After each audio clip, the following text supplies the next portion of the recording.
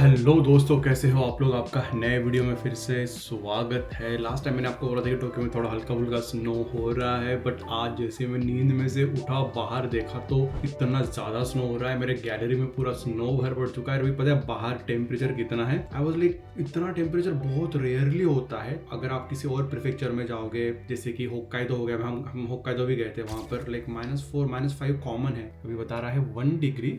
अभी थोड़ी देर पहले, आधे घंटे पहले 0 था।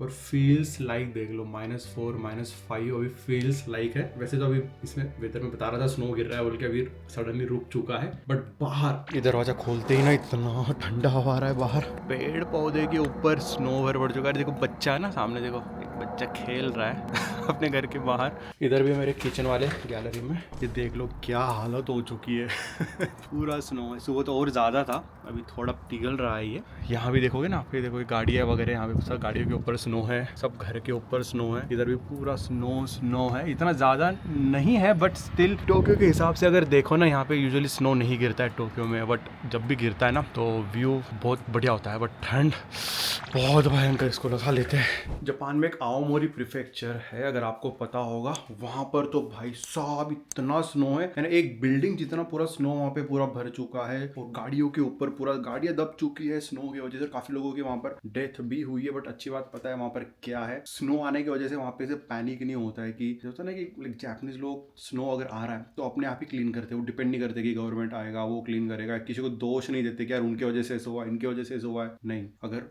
स्नो हुआ है तो जापानीज लोग रोड के ऊपर का भी, अपने घर का तो क्लीन करते ही है, बट जो बाहर रोड होता है लोगों को तकलीफ होती है तो वो क्या करते हैं, उनके पास में वो इंस्ट्रूमेंट्स वगैरह होते हैं, खुद ही जाके रोड पूरा क्लीन कर देते हैं। गवर्नमेंट का वो बिल्कुल वेट नहीं करते। और हाँ, आई डोंट नो कि इंडिया में ऐसा होता है नहीं होता है, बट जापान में ना आपकी जो एसी होती है, क्योंकि जापान में तो हमेशा ठंडी ही होती है, तो इसलिए यहाँ पे जो हीटर होते हैं, हीटर तो यूज करते हैं, साथ ही में यहाँ पे जो एयर कंडीशन होती है उसके अंदर ही हीटर इंस्टॉल होता है। तो जब भी आपको गर्मी है तो उसमें एसी लगा दो, और अगर ठंडी है तो आप हीटर भी लगा सकते हो।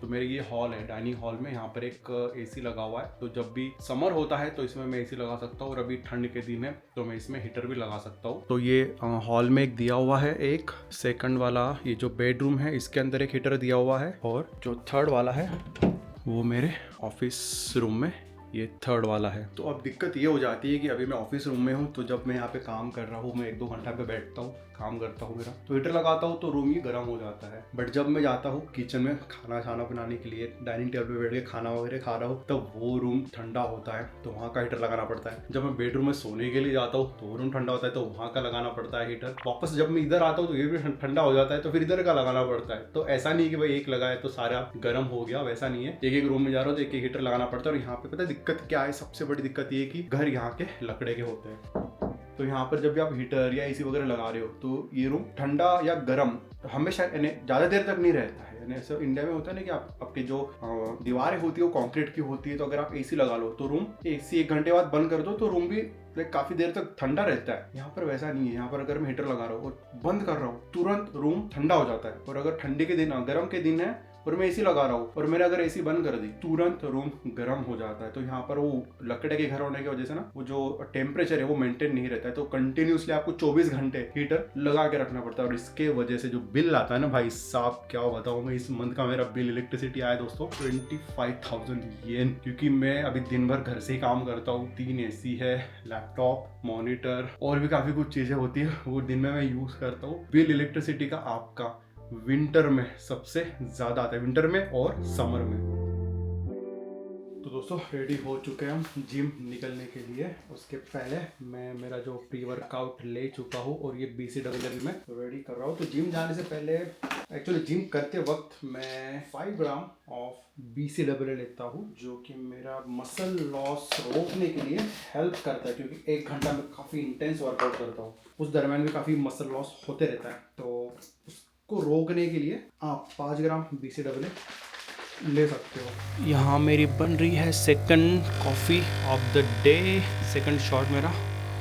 मुझे एक्चुअली कॉफ़ी बहुत पसंद है, बहुत ज़्यादा पसंद है। तो दिन में मैं 2 बार एस्प्रेसो शॉट लेता हूँ। दिन में 2 बार एक्चुअली हो ही जाता है मेरा जो बेस्ट एस्प्रेसो होती है ना, उसके ऊपर इस तरीके से फोम तैयार होता है। कभी कभी ना मेरे से नहीं बनती, क्योंकि ग्रेन करता हूँ मैं कॉफ़ी बीन्स, तो कभी ज़्यादा हो जाती है, कभी कम पतली हो जाती है। तो कॉफ़ी के वजह से जो एस्प्रेसो का टेक्सचर है वो भी बदलते रहता है। बट आज का कॉफ़ी एक नंबर। मुझे स्ट्रॉन्ग कॉफ़ी और उसी के साथ में डार्क चॉकलेट बहुत ज़्यादा पसंद है। तो रिसेंटली मैंने अभी ये बाय की है 100% काकाओ चॉकलेट। ये इतनी स्ट्रॉन्ग है यानी इतनी कड़वी है दोस्तों, इतनी कड़वी तो आप इसको रॉ खा नहीं पाओगे। मैं खा लेता हूँ, मुझे डार्क चॉकलेट बहुत ज़्यादा पसंद है।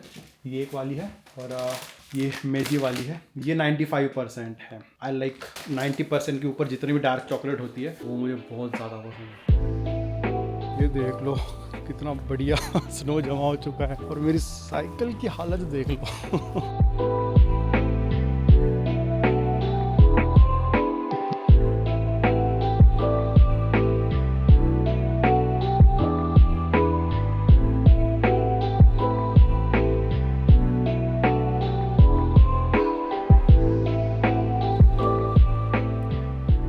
मेरे घर के पास में ना यहाँ पर एक इंडियन रेस्टोरेंट भी है।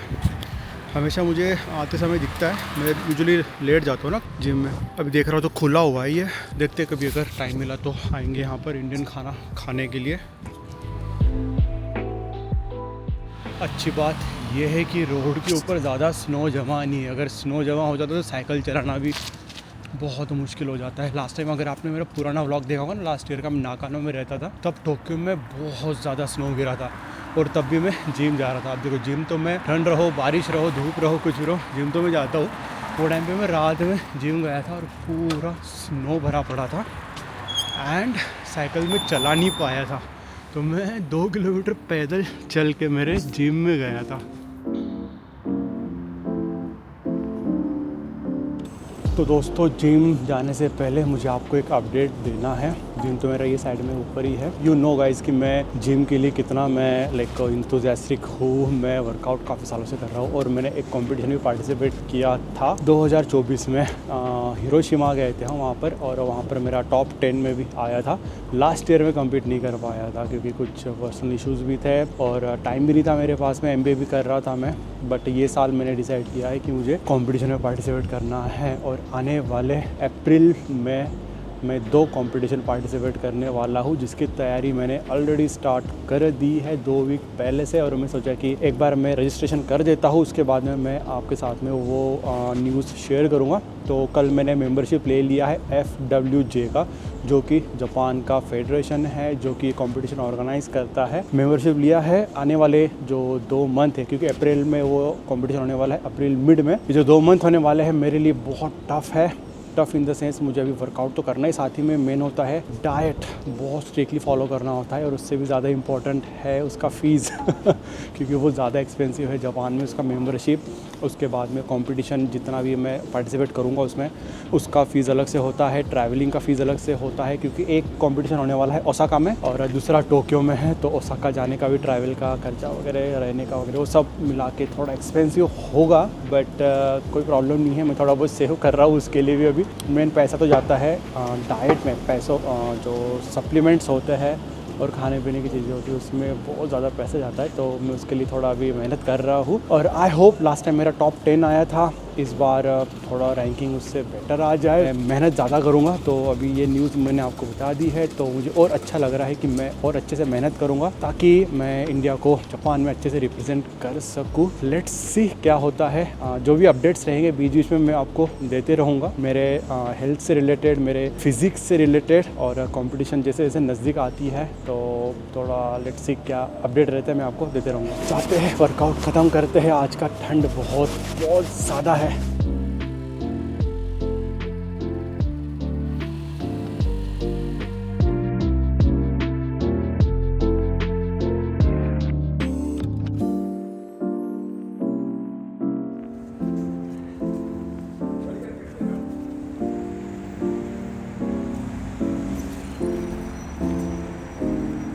मुझे अभी एक प्रिंट आउट निकालना है तो फैमिली मार्ट के अंदर खाने पीने की चीज़ तो आपको मिल ही जाती है सब कुछ। बट यहाँ पर एक छोटा सा मशीन्स होता है जो कि आप यूज़ कर सकते हो आपका प्रिंट आउट, स्कैन वैन सब निकालने के लिए। फुल्ली ऑटोमेटिक होती है, यहाँ पे कोई आदमी कुछ नहीं, आप ही ऑपरेट कर सकते हो टच स्क्रीन से। बट ये जापानीज़ में है पूरा। लैंग्वेज भी आप चेंज कर सकते हो, इंग्लिश भी है इसके अंदर, इंग्लिश चेंज कर सकते हो अगर आपको नहीं समझ में आ रहा है तो। ऑलमोस्ट जितने भी फंक्शंस है वो सारे जापानीज़ में ही रहेंगे। कुछ चीज़ें बस जैसे जो मेन चीज़ें वो इंग्लिश में रहेंगी, बाकी सब कुछ जापानीज़ में ही ऑपरेट रहेगा ये। तो आप इसको QR कोड से भी ऑपरेट कर सकते हो। अगर आपके पास में USB कार्ड वगैरह तो वो भी इसमें अटैच कर दो, या फिर फ़ोन में ऐप डाउनलोड करना है आपको, डाउनलोड करना पड़ेगा प्रिंट स्मैश नाम का एप्लीकेशन, और उसके थ्रू आप कर सकते हो। तो हमको निकालना है PDF। तो ऑलरेडी मैंने ऐप डाउनलोड करके रखा हुआ है मेरे फ़ोन में, हमेशा यूज़ करता हूँ मैं। और वो डॉक्यूमेंट का ये बार कोड है जो कि हमको पूछ रहा है। प्रिंट स्मैश ऑलरेडी इंस्टॉल है क्या? हाँ है, आईफोन है हमारे पास में। और ये QR कोड आपको यहाँ पर स्कैन करना है। डॉक्यूमेंट अभी सेंड कर रहा है मेरे फ़ोन से, इसको चलेगा डॉक्यूमेंट। Finish, next. तो हमारे लगने वाले हैं 3 पेजेस, इसलिए 30 येन। चिल्लर तो हमेशा होती है मेरे पास में, इतने सारे जापान में आप रहोगे ना तो आपके पास में चिल्लर इतनी सारी जमा हो जाएगी। तो ये 30 येन कहाँ से डालना है? यहाँ से। यस, और आगे हमारे प्रिंट यहाँ से। इतना इजी है यहाँ पर यूज़ करना प्रिंट आउट मशीन।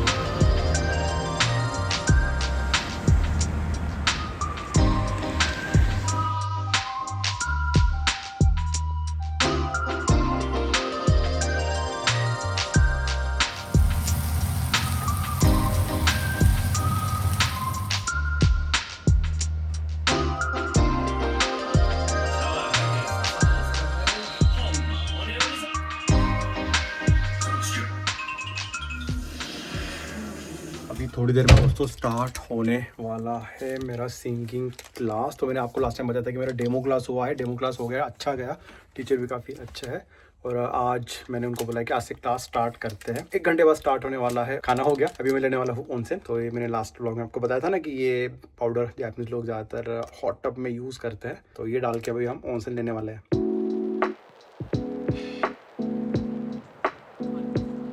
तो बहुत सारा थ्योरेटिकल प्रैक्टिकल हमने काम करना है।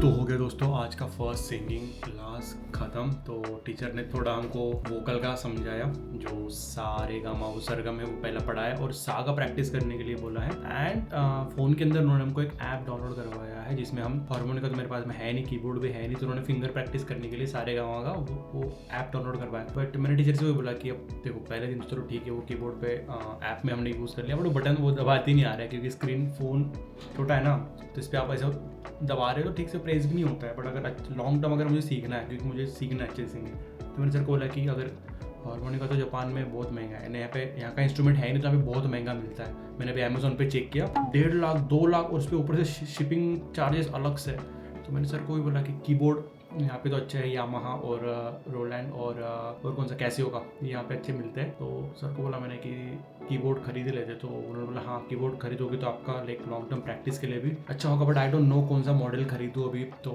वैसे नेक्स्ट क्लास अभी है हमारा, टीचर को पूछूंगा। बट अगर आपका कोई रिकमेंडेशन होगा कीबोर्ड के लिए, अगर मुझे प्रैक्टिस करना है, प्लीज़ मुझे कमेंट में ज़रूर बताना, मैं वो ज़रूर वो खरीदूँगा। तो अभी जापान में बज रहे ऑलमोस्ट 12 बज चुके हैं रात के, सोने के लिए जाता हूँ। कल सुबह फिर से ऑफिस है। तो मिलता हूँ मैं आपको अगले व्लॉग में। Till then bye bye, take care.